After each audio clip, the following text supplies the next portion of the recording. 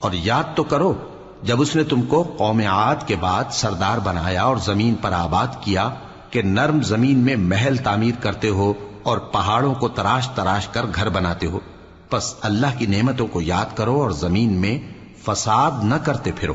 تو ان کی قوم میں سردار لوگ جو تکبر کرتے تھے غریب لوگوں سے جو ان میں سے ایمان لے آئے تھے کہنے لگے، بھلا تم یقین کرتے ہو کہ صالح اپنے پروردگار کی طرف سے بھیجے گئے ہیں؟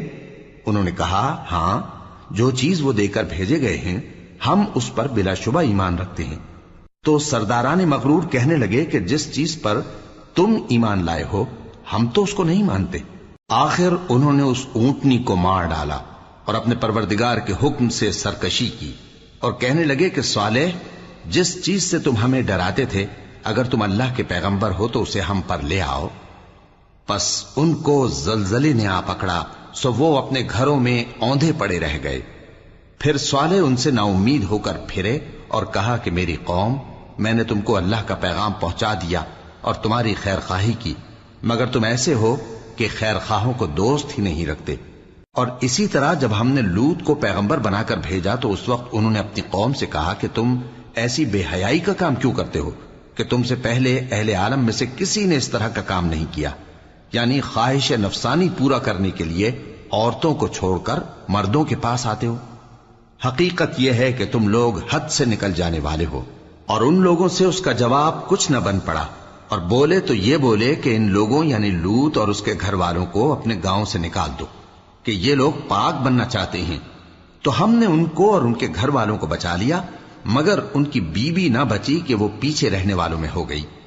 اور ہم نے ان پر پتھروں کی بارش برسائی، سو دیکھ لو کہ گناہگاروں کا کیسا انجام ہوا.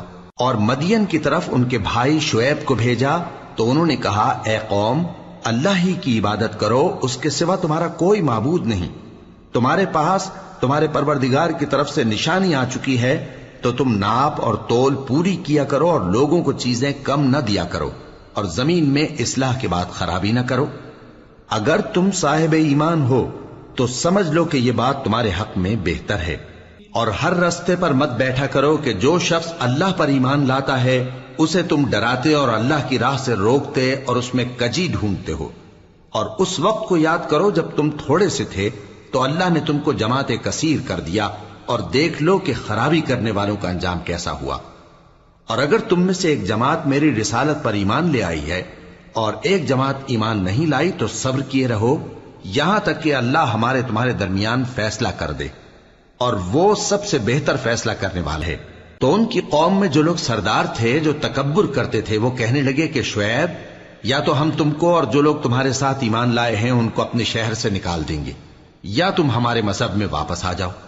انہوں نے کہا، خواہ ہم تمہارے دین سے بیزار ہی ہوں تو بھی، اگر ہم اس کے بعد کہ اللہ ہمیں اس سے نجات بخش چکا ہے تمہارے مذہب میں لوٹ جائیں تو بے شک ہم نے اللہ پر جھوٹ باندھا اور ہمیں شایع نہیں کہ ہم اس میں لوٹ جائیں. ہاں، اللہ جو ہمارا پروردگار ہے وہ چاہے تو ہم مجبور ہیں.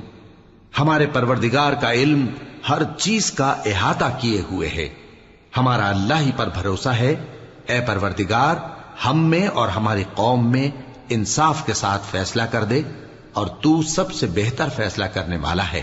اور ان کی قوم میں سے سردار لوگ جو کافر تھے کہنے لگے کہ بھائیو، اگر تم نے شعیب کی پیروی کی تو بے شک تم خسارے میں پڑ گئے.